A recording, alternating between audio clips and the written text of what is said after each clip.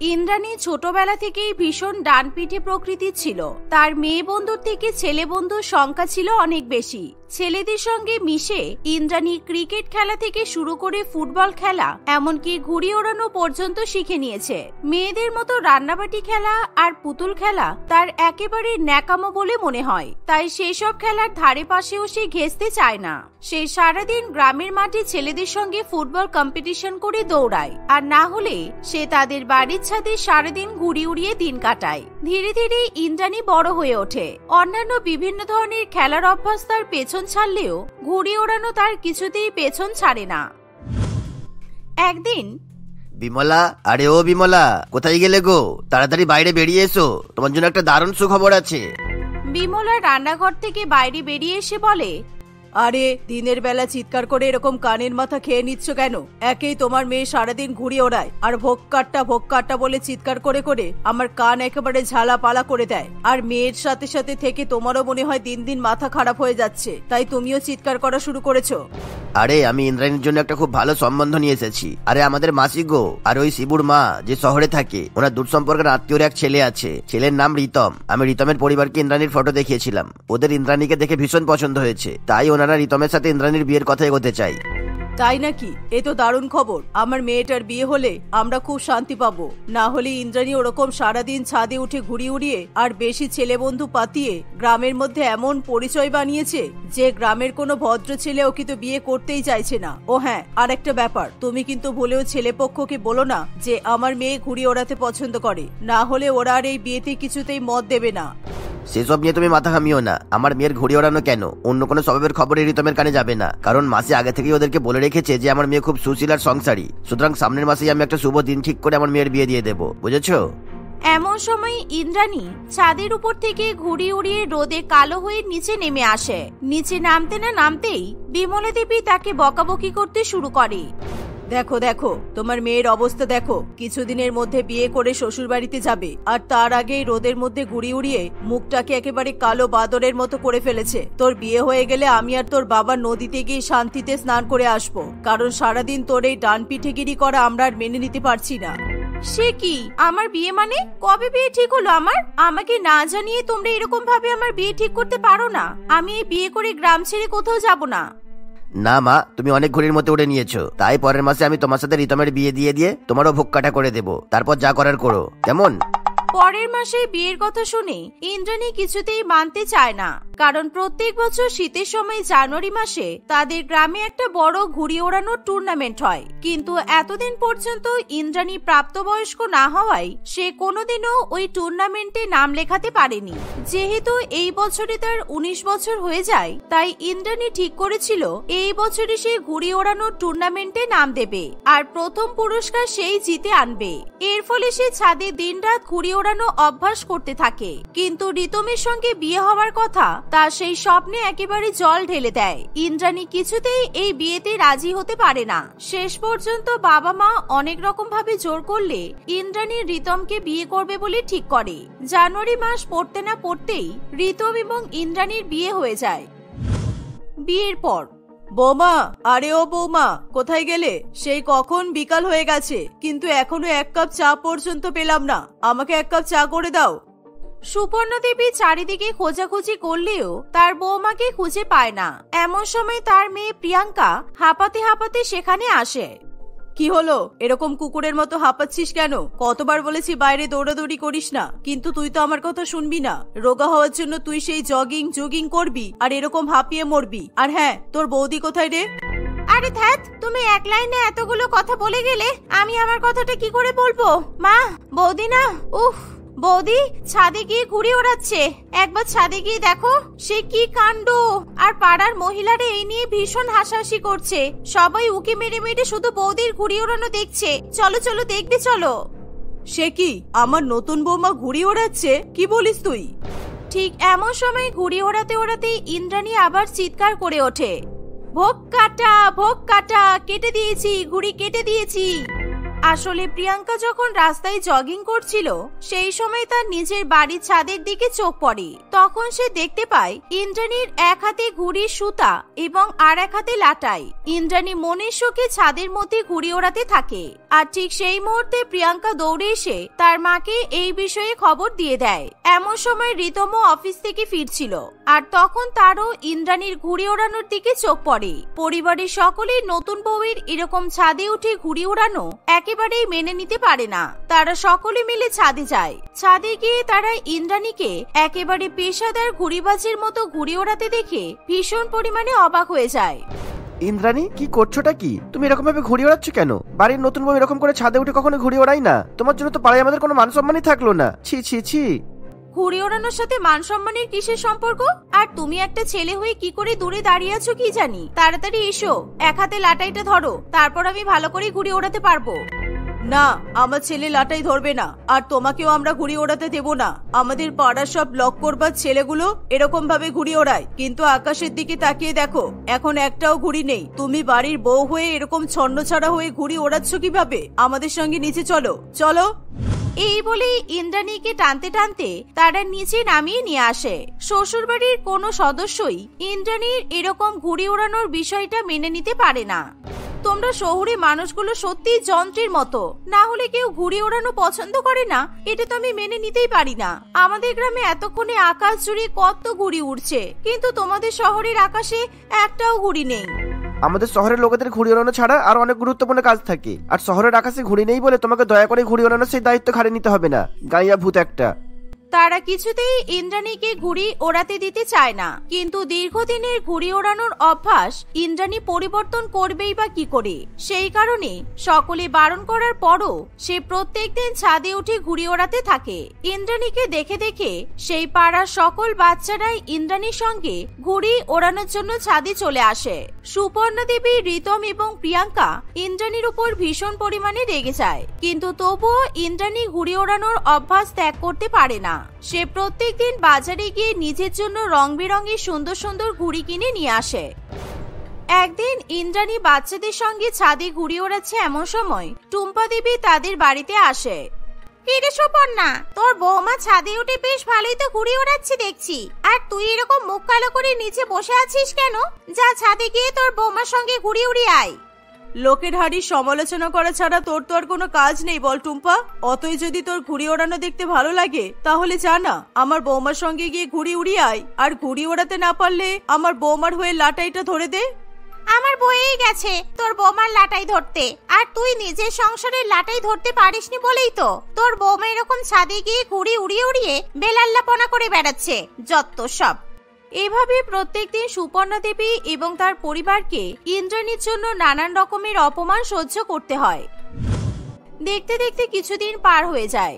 ইন্দ্রাণীদের গ্রামে ঘুড়ি ওড়ানোর টুর্নামেন্টের দিন এগিয়ে আসে, তাই ইন্দ্রাণী নিজের বাপের বাড়িতে যাবে বলে অনুমতি নিতে তার শাশুড়ি মায়ের কাছে যায়। তখন তার পরিবারের সকলে এক জায়গাতেই উপস্থিত ছিল। মা, কালকে আমি আমার বাপের বাড়িতে যাব। আমাদের গ্রামে পরশুদিন একটা বড় ঘুড়ি ওড়ানোর টুর্নামেন্ট আছে, সেই টুর্নামেন্টে আমাকে এবছর নাম দিতেই হবে। এই কথা শুনে তারা ইন্দ্রাণীর উপর ভীষণ পরিমাণে রেগে যায়। তোমাকে আমি বাপের বাড়ি যাওয়ার অনুমতি দেব না, তাও আবার তুমি ঘুড়ি ওড়ানোর জন্য বাপের বাড়িতে যেতে চাইছো কেন? আমাদের সাথে ঘুড়ি উড়িয়ে তোমার মন ভরছে না? তুমি যদি তোমার বাপের বাড়ির ওখানে ঘুড়ি ওড়ানোর টুর্নামেন্টে নাম দাও তাহলে আমি তোমার সাথে আর কোনো সম্পর্ক রাখবো না। আমি যদি আগে জানতাম তুমি এরকম ঘুড়ি বাজবে তাহলে আমি তোমাকে কোনোদিনও বিয়ে করতাম না। এই কথা শুনে ইন্দ্রাণী কেঁদে ফেলে। সে কাঁদতে কাঁদতে নিজের ঘরে চলে যায়, কিন্তু ইন্দ্রাণীর মন পড়ে থাকে ঘুড়ি ওড়ানোর টুর্নামেন্টের দিকেই। তাই সে রাত্রিবেলা শ্বশুরবাড়ির লোকেদেরকে কিছু না বলেই নিজের বাপের বাড়ির উদ্দেশ্যে রওনা দেয়। ভোরবেলা হতে না হতেই সে গ্রামের বাড়িতে পৌঁছে যায়। পরের দিন সকালবেলা রিতম এবং সুপর্ণা দেবী ইন্দ্রাণীকে খুঁজে না পেয়ে বুঝতে পারে সে নিশ্চয়ই ঘুড়ি ওড়াতে বাপের বাড়িতে চলে গেছে। হাই রে হাই, তুই আমাদের মুখে একেবারে চুনকালি লাগিয়ে দিবি ইন্দ্রাণী। শ্বশুর বাড়ির কাউকে না জানিয়ে তুই ঘুড়ি ওড়ানোর জন্য চলে এসেছিস। কিছুক্ষণ আগে তোর শাশুড়ি মা আমাকে ফোন করেছিল, উনি কি বলেছেন তুই জানিস? আপনাদের মেয়েকে আপনারা বরং নিজেদের কাছেই রেখে দিন। এরকম ঘুড়িবাজ মেয়েকে আমরা ফিরিয়ে নিতে পারবো না। ওর এত বড় সাহস কি করে হয় যে আমরা বারণ করা সত্ত্বেও ঘুড়ি ওড়ানোর টুর্নামেন্টে নাম দেবে বলে আমাদেরকে কিছু না জানিয়েই বাড়ি থেকে বেরিয়ে গেছে, তাও আবার রাত্রিবেলাতে। এরকম ভাবে সুপর্ণা দেবী নানান রকম কথা বলে ফোন কেটে দেয়, কিন্তু তবুও ইন্দ্রাণী তার মায়ের কোনো কথাই শুনতে চায় না। সে বাজার থেকে ঘুড়ি কিনে নিয়ে এসে টুর্নামেন্টে নাম দেওয়ার জন্য পৌঁছে যায়। সেখানে গ্রামের সকল ছেলেরা নাম দিয়েছিল। সকলের মাঝে ইন্দ্রাণী একমাত্র মেয়ে ছিল যে ঘুড়ি ওড়ানোর টুর্নামেন্টে নাম দেয়। কিছুক্ষণের মধ্যেই ঘুড়ি ওড়ানোর কম্পিটিশন শুরু হয়ে যায়। যে করেই হোক আমাকে এই ঘুড়ি ওড়ানোর টুর্নামেন্টে জিততেই হবে, কারণ সবাই ভাবে ঘুড়ি ওড়ানো একটা বাজে কাজ। তারপর আমি বাড়ির বউ হয়ে নাকি ঘুড়ি ওড়াতে পারবো না। আমি সবার ধারণাকে আজকে মিথ্যা করে দিতে চাই। ইন্দ্রাণী মনে মনে এমনই ভাবনা চিন্তা করতে করতে নিজের ঘুড়ি দিয়ে আকাশে ওড়া সবকটা ঘুড়িকে কেটে দেয়। কোনো প্রতিযোগী ইন্দ্রাণীর মতো ঘুড়ি ওড়াতে পারে না। এর ফলে সে ওই টুর্নামেন্টে জিতে যায়। আজকে আমাদের এই ঘুড়ি ওড়ানোর টুর্নামেন্ট জিতে নিয়েছে আমাদের নিজেদেরই গ্রামের মেয়ে ইন্দ্রাণী। সকলেই ইন্দ্রাণীর জন্য একটা জোরে হাততালি দিন। ও আজকে প্রমাণ করে দিয়েছে যে মেয়েরা সর্বক্ষেত্রে এগিয়ে আছে, সে সংসারই হোক কিংবা ঘুড়ি ওড়াতে। আর পুরস্কার বাবদ ওকে 1 লক্ষ টাকা নগদ দেওয়াও হবে। সকলে জোরে জোরে হাততালি দিয়ে ওঠে। বিমলা দেবী এবং রতন বাবুও ভীষণ পরিমাণে খুশি হয়। তারা সেই মুহূর্তে ফোন করে সুপর্ণা দেবীকে এই বিষয়ে জানায়। সকলের মধ্যে বিষয়টা জানাজানি হলে সুপর্ণা দেবী, রিতম এবং প্রিয়াঙ্কা বেশি দেরি না করে তাদের বাড়ির বৌমাকে ফিরিয়ে নিয়ে যাওয়ার জন্য সেখানে চলে আসে। আমার খুব ভুল হয়ে গেছে বৌমা। আজকে তুমি ঘুড়ি উড়িয়ে জিতে গেছো বলে আমরা সকলের কাছে অনেক প্রশংসা পেয়েছি। তুমি দয়া করে আমাদের সাথে শ্বশুর বাড়িতে ফিরে চলো। আমি তোমাকে আর কখনোই ঘুড়ি ওড়ানোর জন্য বকাবকি করবো না ইন্দ্রাণী। তুমি আমাদের ছাদে যত ইচ্ছে ঘুড়ি ওড়াও। কেন মা, আমি যেই ঘুড়ি ওড়ানো কম্পিটিশন জিতে গেলাম সেই মুহূর্তে আপনাদের সবার সুর পরিবর্তন হয়ে গেল। আমি যদি শহরে ছাদে উঠে ঘুড়ি ওড়াই তাহলে আপনাদের মান সম্মান নষ্ট হয়, কিন্তু আপনার মেয়ে প্রিয়াঙ্কা যখন বিকেল বেলা টাইট টাইট জামা কাপড় পরে রাস্তায় জগিং করে তখন আপনাদের মান সম্মান বজায় থাকে। জগিং করা যেমন একটা অভ্যাস, তেমনি ঘুড়ি ওড়ানো আমার একটা অভ্যাস, আমার একটা ভালো লাগার বিষয়। ইন্দ্রাণীর এই কথা শুনে সকলে নিজেদের ভুল বুঝতে পারে। তারা প্রত্যেকেই ইন্দ্রাণীর কাছে ক্ষমা চায়। ইন্দ্রাণীও নিজের মনে আর কোন রকমের রাগ পুষে রাখে না। সে শ্বশুর বাড়িতে ফিরে যাওয়ার পর আবার ছাদে উঠে আনন্দ সহকারে ঘুড়ি ওড়াতে থাকে। আমার এখানে 1 গোছা লাইট ছিল, আমি কালকেই তো ওগুলো কিনে এনেছি। অনেক দামি ওই লাইটগুলো, কোথায় গেল সব? আমি তো কালকেই ওগুলো গুছিয়ে ঠিক করে এই টেবিলের উপরেই রেখেছিলাম, এখানেই তো থাকার কথা। আমার লাইটের কি তাহলে ডানা গজিয়ে গেল যে রাত বিরেতে উড়ে উড়ে অন্য কোথাও চলে গেছে? ওই লাইটগুলোর চেয়ে অনেক দাম, সেটা তুমিও জানো। ভালোই ভালোই ওগুলো আমাকে ফেরত দিয়ে দাও। সত্যি বলছি, আমি ওগুলো নিইনি। ওগুলো নিয়ে আমি কি করব? আপনি তো আমাকে বলেছেন যে আমার অগ্রিম মাহিনেটা আজকে দিয়ে দেবেন, সেটা দিয়েই তো আমি লাইট আর মেয়ের জন্য জামা কিনে নিয়ে যাব। তাহলে কোথায় গেল এতগুলো লাইট? এই শুভম, তুই সত্যি করে বলতো এখান থেকে লাইটগুলো কোথায় গেল? মানে মা আন্টি নিয়েছে মা। আমি একদম সত্যি কথা বলছি, এই ঘরে আর আন্টি ছাড়া কেউ তো আসেনি। আর হ্যাঁ, কাল তো আন্টির মেয়েও এসেছিল, ও আবার এখান থেকে লাইট নিয়ে পালিয়ে যায়নি তো? ঠিক বলেছিস তো, আমার তোর মেয়ের কথা মনেই নেই। এই মায়া, আমরা এক্ষুনি তোমার বাড়িতে যাব, চলো। বিশ্বাস করুন ম্যাডাম, আমার মেয়ে এরকম নয়। ও শুধু দীপাবলিতে একটা নতুন জামা আর একটু লাইট চেয়েছে। তার মানে এই নয় যে ও আপনাদের বাড়ি থেকে ওই দামি লাইটগুলো চুরি করবে। আপনারা ভুল ভাবছেন। এই বলে মায়া রাখি দেবীর কাছে খুবই কাঁদতে থাকে, কিন্তু তারা কেউ মায়ের একটা কথাও শোনে না। দীপাবলিকে খুশি এবং আলোর উৎসব বলা হয়। এই সময় লোকের বাড়িঘর পাড়া সবকিছু আলোয় আলোকিত হয়ে ওঠে। এমন উৎসব মুখর দিনগুলোতে যাদের যাদের ঘরে আলো জ্বলে না তাদের সত্যি হয়তো দুঃখের শেষ থাকে না। এমনই একটা পরিবার ছিল পিঙ্কির পরিবার। পিঙ্কির এখন 8 বছর বয়স, তবে তার যেদিন থেকে জ্ঞান হয়েছে সেদিন থেকে আজ পর্যন্ত কখনো তাদের বাড়িতে কাউকে দীপাবলি মানাতে দেখেনি। তার বাবাকে কিংবা মাকে দীপাবলির কথা বললেই তারা নানান রকমের অজুহাত দিয়ে মেয়েকে চুপ করিয়ে দেয়। এবারেও কি আমাদের বাড়িতে লাইট লাগাবে না? এবারও কি আমরা বাকি সবার মতো দীপাবলি পালন করব না? প্রত্যেকবার তো তোমরা বলো পরের বছর আমরা দীপাবলি পালন করব, কিন্তু কোনো বছরই তো করো না। পরের বছর নিশ্চয়ই করব মা, তুই একটু ধৈর্য ধর। এবছর তো তোর বাবার উপর দিয়ে কত চাপ গেল, তুই তো দেখতেই পেলি। তুই তো বড় হচ্ছিস, তোকে তো এগুলো বুঝতে হবে, বল। আমি জানতাম তুমি এটাই বলবে। প্রত্যেক বছর দীপাবলিতে সবাই কি সুন্দর নিজেদের বাড়ি ঘর আলো দিয়ে সাজায়, নতুন নতুন জামা কাপড় পরে, কত কত খাবার খায়, আর আমরা সারা বছরের মতোই অন্ধকারে বসে থাকি। কেউ কি ইচ্ছা করে এমন করে? তুই তো জানিস তোর বাবার ব্যবসার প্রধান সময় এটা। এই সময় তো তোর বাবাকে কত দূরে দূরে গিয়ে জিনিসপত্র বিক্রি করতে হয়। দীপাবলিতে অনেক জায়গায় মেলা বসে, বাবাকে তো সেখানে যেতে হয়। বাবাকে যেতে হয়, আমাদেরকে তো যেতে হয় না। তাহলে আমরা কেন দীপাবলি পালন করতে পারবো না? আমি কি কোনো কাজ করি না? আমার কাছে কোনো টাকা আছে? তোর বাবা যে টাকাটা দিয়ে যায় তাতে তো আমাদের সংসারটা চালাতে হয়। ছাড়, এখন এসব কথা বাদ দে, ঘরে গিয়ে নিজের কাজ কর। মায়ের কথা শুনে পিঙ্কি বেশ রেগে যায়। প্রত্যেক বছর একইভাবে অভাবের কথা শুনতে পিঙ্কির আর ভালো লাগে না। সে ঘরের জানালা দিয়ে দেখতে পায় তার বন্ধু বান্ধবদের বাড়ি কেমন আলোয় সেজে উঠেছে। ছোট ছোট বাচ্চারা নতুন নতুন জামা কাপড় পরে ঘুরছে। তার আর কিছু করার নেই ভেবে সে একটা দীর্ঘ নিঃশ্বাস ফেলে এবং জানালা বন্ধ করে আবার নিজের ঘরের বিছানায় এসে বসে পড়ে। এইভাবে আরো 2-1 দিন কাটে। বাবা কবে আসবে মা? বাবা কি এবার আমার জন্য একটা জামা নিয়ে আসবে? আমার এই জামাটা দেখো, একেবারে খারাপ হয়ে গেছে তাই না? এমনি সময় বোঝা যায় না, কিন্তু বাইরে দীপাবলিতে এত আলোর মধ্যে আমার জামাটা দেখতে খুব বাজে লাগে, তাই না মা? আহারে, সত্যি তো, মেয়েটার জামাটা একেবারে নষ্ট হয়ে গেছে। 2-3টে জামা পরে সারা বছর কাটালে কি আর জামা ভালো থাকে? না, এই মেয়েকে আর সামনে রাখা যাবে না। এবার মনে হয় আমাকে কোনো একটা কাজ খুঁজতেই হবে। বলো না মা, বাবা কিনে দেবে তো একটা নতুন জামা? কি ভাবছো তুমি? এবার আমাকে একটা নতুন জামা কিনে দিও না মা। ঠিক আছে, তোর বাবা কবে আসবে তা তো আমি জানি না, তুই একটু ধৈর্য ধর, আমি তোকে নতুন জামা কিনে দেব, ঠিক আছে? সত্যি বলছো মা? সত্যি আমাকে নতুন জামা কিনে দেবে? আমি তার মানে দীপাবলিতে বন্ধুদের সাথে নতুন জামা পরে ঘুরতে বেরোতে পারবো? হ্যাঁ রে বাবা, হ্যাঁ, একদম পারবি। তবে দূরে কোথাও ঘুরতে যাওয়া চলবে না, ঠিক আছে? আশেপাশেই থাকতে হবে, আমি আগেই বলে দিলাম। তুমি আমাকে নতুন জামা কিনে দিলে তুমি আমাকে যা বলবে আমি তাই শুনবো। তুমি যদি আমাকে সারাদিন ঘরে বসে থাকতে বলো আমি তাই থাকবো। কথাটা যেন মাথায় থাকে। দীপাবলি আসলে যে তোর দুটো ডানা গজায় সেটা তো আমি ভালোভাবেই জানি, তাই আগে থেকেই বলে দিলাম। পিঙ্কির মিষ্টি মিষ্টি কথা শুনে তার মায়ের মুখে মৃদু হাসি ফোটে। একদিকে জামা কেনার আনন্দে পিঙ্কি খুশি মনে বাড়ির বাইরে বেরিয়ে পড়ে তার বন্ধুদেরকে এই খবরটা জানাবে বলে। অন্যদিকে মায়াও তাদের পাড়ায় এবং আশেপাশে খোঁজ লাগাতে থাকে কোথাও যদি এই দীপাবলির সময় কারোর কোনো কাজের লোকের প্রয়োজন পড়ে তাহলে মায়া সেই কাজ করতে একদম রাজি আছে। তবে হঠাৎ করে একদিনের মধ্যে এভাবে কাজ পাওয়া যে কতটা মুশকিল সেটা মায়া ভালো করেই বুঝতে পারে। সে খুব হতাশ মনে বাড়ি ফিরে আসছে এমন সময় সে দেখতে পায় একজন মহিলা তার 14-15 বছরের ছেলেকে বড্ড বকাবকি করতে করতে রাস্তা দিয়ে নিয়ে যাচ্ছে। একে তো এই এমন একখানে জায়গায় তোর বাবা চাকরি নিয়ে এসেছে, এখানে হাজার খুঁজলেও কাজের লোক পাওয়া যায় না, তার উপরে তুই আমাকে প্রত্যেকদিন এত জ্বালাচ্ছিস, আমার মাথাটা খারাপ হয়ে যাচ্ছে এবার। আরে এখন তো স্কুলে দীপাবলির ছুটি, এখনো কি আমি একটু খেলতে পারবো না? স্কুল খুলে গেলে তখন তো এমনিতেই খেলতে দেবে না।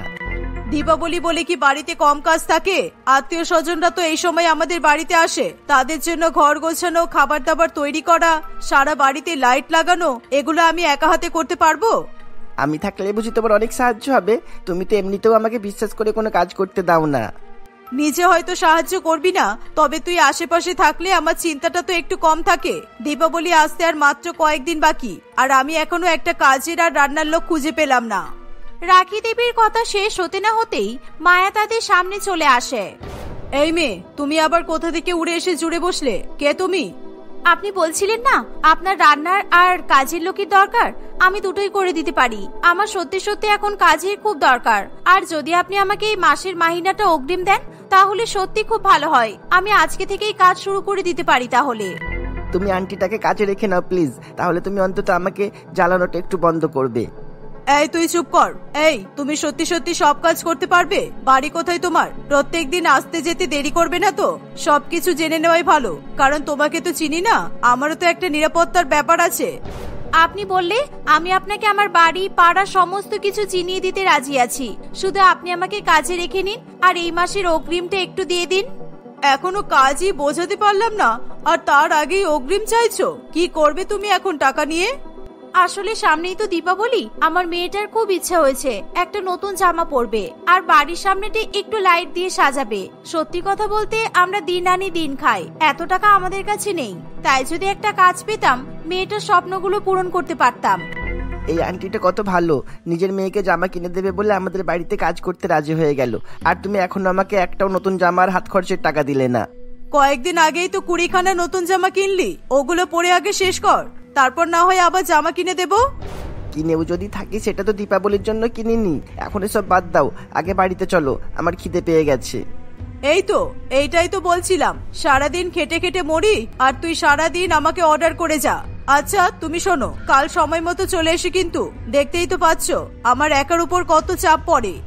এই বলে রাখি দেবী মায়াকে তার বাড়ির ঠিকানা এবং কাজকর্ম বুঝিয়ে দিয়ে তার ছেলেকে নিয়ে সেখান থেকে চলে যায়।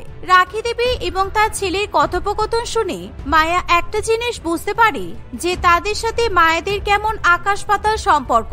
বড়লোকেদের দীপাবলির চিন্তা, বাড়িতে আত্মীয় স্বজনরা আসলে তাদেরকে পরিষ্কার ঘরে থাকতে দিতে পারবে কিনা, সঠিক সময়ে খাবার দিতে পারবে কিনা, কিংবা সমস্ত বাড়ি লাইট দিয়ে ভরিয়ে তুলতে পারবে কিনা।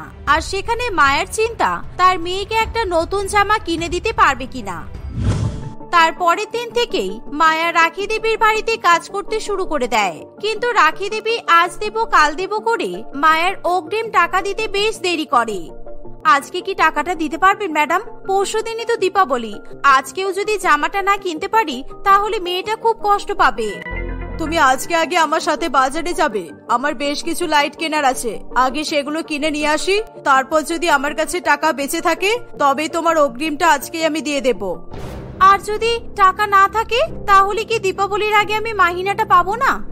উফ, পাবে না কেন? একদিন লাইট কিনলে কি আমাদের সমস্ত টাকা শেষ হয়ে যাবে নাকি? যদি টাকা না থাকে তাহলে কালকে ব্যাংক থেকে তুলে দিতে হবে, সেটাই বলছি। মায়া খুবই খুশি হয়ে রাখি দেবীর সঙ্গে লাইট কিনতে চলে যায়। বাজারে এত এত লাইট এবং সুন্দর সুন্দর জিনিস দেখে মায়েরও খুব ইচ্ছা করে তার মেয়ের জন্য কিনতে।